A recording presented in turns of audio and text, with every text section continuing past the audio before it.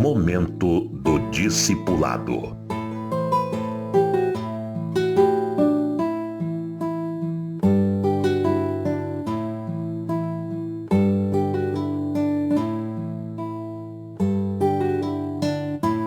Eu quero falar sobre o discipulado dos Recabitas e do Baruque.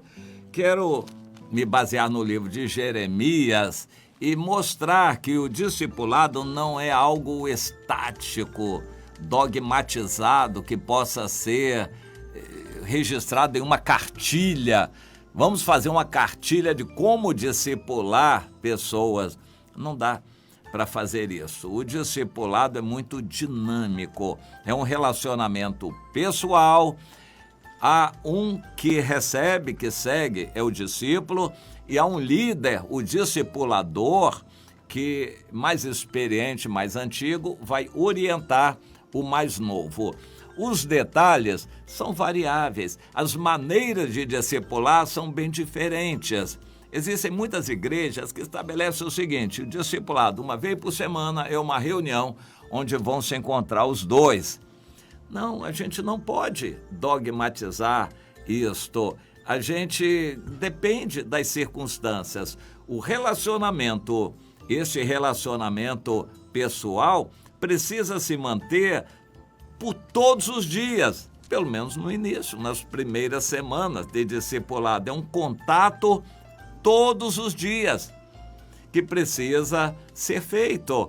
Todos os dias, seja através de redes sociais, pessoalmente, telefone, como for, mas é um contato frequente. O discipulador vai acompanhar a vida do discípulo, orientando e mostrando o que ele precisa fazer, acompanhando, ajudando a fazer, dando apoio para ele fazer. Há algumas coisas que são mais fáceis, porque estão ao alcance da pessoa, mas há outras decisões que são difíceis. Por exemplo, deixar um vício, seja de fumo, de bebida, de pornografia. O discípulo novo tem um vício e ele precisa deixar. É fácil para o discipulador dizer: olha, deixa o vício. É fácil assim? E a força para isso?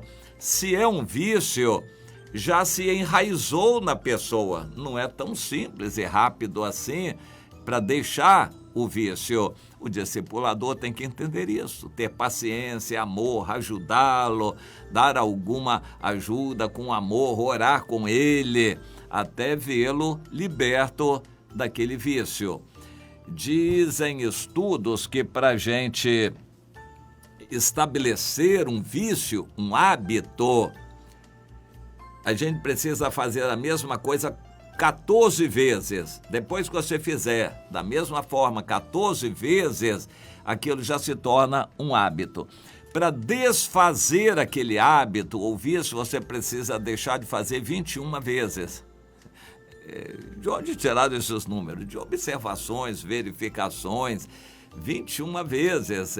Você vai ter que lutar 21 vezes com força de vontade, com apoio. E quando no meio dessas 21 vezes a pessoa cair de novo, será que volta a começar tudo de novo? Enfim, não é muito fácil deixar um vício, um hábito, mas o discipulador tem que ajudar. Não é só falar, é fácil a gente falar, mas tem que ajudar. O discipulado, portanto, é um relacionamento que depende de muitos fatores, depende das características pessoais das pessoas. Aqui no livro de Jeremias, nós encontramos uma expressão muito interessante do Senhor, mostrando para o Jeremias como os recabitas tinham praticado o discipulado. Eles estabeleceram aquilo como uma coisa muito forte.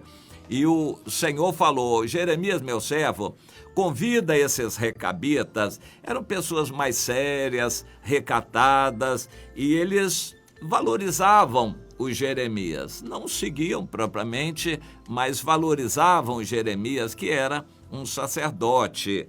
E eles atenderam o convite. E o Senhor disse: "O Jeremias, meu servo, bota vinho diante deles, oferece para eles tomarem vinho, convida para eles tomarem vinho." E Jeremias obedeceu, pôs diante deles taças cheias de vinho e também copos, e disse: "Bebam, podem beber à vontade." E eles disseram: não vamos beber, porque o nosso ancestral, o Jonadab, filho de Recabe, daí o nome, os recabitas, nos ordenou: "Nunca jamais bebereis vinho, nem vós, nem vossos filhos." Nunca, jamais. Nem o primeiro gole, como os alcoólicos anônimos dizem, não pode tomar o primeiro gole. Tem que rejeitar completamente o primeiro gole. Não, e não. Nem o primeiro gole. Não tomem vinho, nunca. Mas outros hábitos eles estabeleceram. Nunca morar em casas permanentes, feitas de material permanente, alvenaria.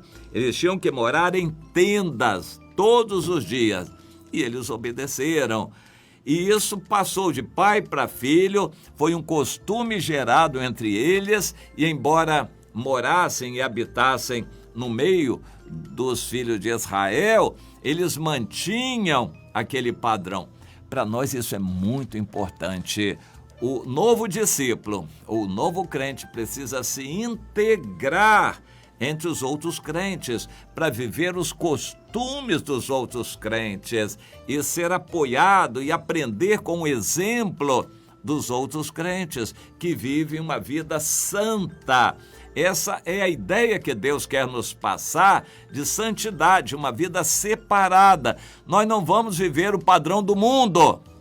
Por exemplo, eu tenho como hábito meu, isso desde lá no Ceará, 40 anos atrás, quando o Senhor me chamou para começar a comunidade, começar a praticar o discipulado, Deus me mostrou que eu precisava abolir o hábito de ver televisão. E de lá para cá eu não vejo, nunca mais vi televisão. Quando eu passo num quarto, numa sala, numa loja, numa lanchonete ou restaurante, a televisão está ligada lá, eu vejo alguma coisa no ônibus, quando estou viajando, eles ligam lá, alguma coisa, eu dou uma olhada naquilo. Mas eu de mim, tirar tempo, ir lá para frente da televisão, ligar e assistir alguma coisa, nunca mais. Eu não me arrependo. Isso me dá uma liberdade muito grande. E eu fico com pena de pessoas que têm esse hábito de assistir televisão e ficam escravizadas a esse hábito. E por causa dele, pessoas não podem fazer a obra de Deus. A vida santa é uma vida separada, diferente da vida do mundo. Nós temos que ensinar isso para o discípulo novo. Tem que ter hábitos saudáveis de santidade. Um deles, eu recomendo, é deixar a televisão. Mas o celular já vira um outro hábito também, então tem que arranjar um jeito de sistematizar o uso do celular, de disciplinar esse uso para não ficar escravo dele. Eu tenho alguns hábitos com relação ao celular. Por exemplo, a campainha fica desligada. No meio do trânsito, eu estou dirigindo o carro, o celular toca, eu quero atender. Alguém ligando e eu já coloquei a situação em risco várias vezes. Então, eu desligo. E só quando eu estou disponível, eu ligo para poder atender. Em grande parte dos casos, as ligações são de telemarketing, coisas secundárias, desnecessárias. E então eu costumo seguir o conselho do Dr. Laí Ribeiro. Eu uso o celular, não é o celular que me usa, não. Então eu atendo muito no WhatsApp quando eu tenho tempo disponível para isso, para eu não ficar escravizado àquilo. Senão, com milhares de pessoas no meu celular, eu não faria outra coisa na vida senão ficar pendurado no celular. Há que se ensinar isso ao crente novo. Você não pode ser escravo de alguma coisa, por exemplo, do celular. E a gente vai ajudar, estabelecendo um padrão, como os recabitas. Naquela época, o vinho era uma tentação e também casas boas, casas de alvenaria confortáveis, eram também uma tentação. como eles eram orientados para viver uma vida aqui de migrantes, uma vida de estrangeiros no mundo, eles aprenderam. E o Senhor diz: meu servo Jeremias, eu quero que você observe, isso mesmo é o que eu quero como modelo para o meu povo. Eles obedeceram a esse padrão porque o seu ancestral Jonadab ensinou, e eles obedecem até hoje. Se eles obedecem ao seu ancestral Jonadab, quanto mais o meu povo deveria me obedecer. Pois é, Deus estabelece padrões e crentes subestimam, diminuem a importância dos padrões que Deus estabeleceu. A ordem do ide é uma ordem que quase crente nenhum cumpre. Ide por todo mundo, pregar o evangelho. A maioria dos crentes enche o seu tempo com outras coisas e não incluem no seu programa diário nenhum momento de pregar o evangelho para cumprir a ordem do Senhor. Outra ordem, que é o primeiro mandamento: adorarás ao Senhor teu Deus e só a Ele darás culto. Adorarás o Senhor teu Deus. Tem que tirar um tempo durante o dia para ficar a sós com Deus. Quem é o cristão que faz isso? Pouquíssimos. Desobedecem o próprio Deus. E outro aspecto que logo a seguir é o discipulado do Baruque. Nós temos relativamente pouco sobre isso, e o Baruque para nós evangélicos não é tão importante quanto para os católicos. O Baruque foi discípulo de Jeremias e aparentemente o Jeremias o discipulou como podia, não era um discipulado muito firme, mas dependendo das virtudes do Baruque, a Bíblia Católica tem um livro que é Baruque. Então, depois do Jeremias, o Baruque escreveu alguma coisa também. Muito mais uma história do que propriamente profecia.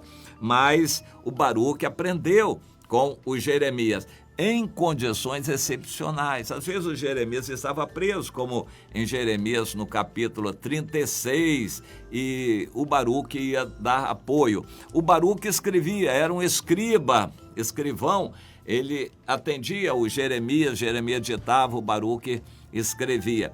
Era um discipulado da maneira que eles conseguiam. Deus quer nos ensinar que o discipulado não tem métodos nem formalidades para cumprir. É um relacionamento que precisa ser desenvolvido e precisa haver investimento nisso, valorizado. O discipulado é um contato e nós vamos ensinar um padrão, nós vamos mostrar uma maneira de viver. Nós não vamos ensinar teoria ou teologia, botar informações na cabeça da pessoa. Nós vamos ensinar a pessoa uma maneira de viver, um padrão de vida, de santidade, que é o que o Senhor quer de nós. Ninguém vai conseguir viver um padrão de santidade se não for junto com seus irmãos. Mas isso é outro assunto.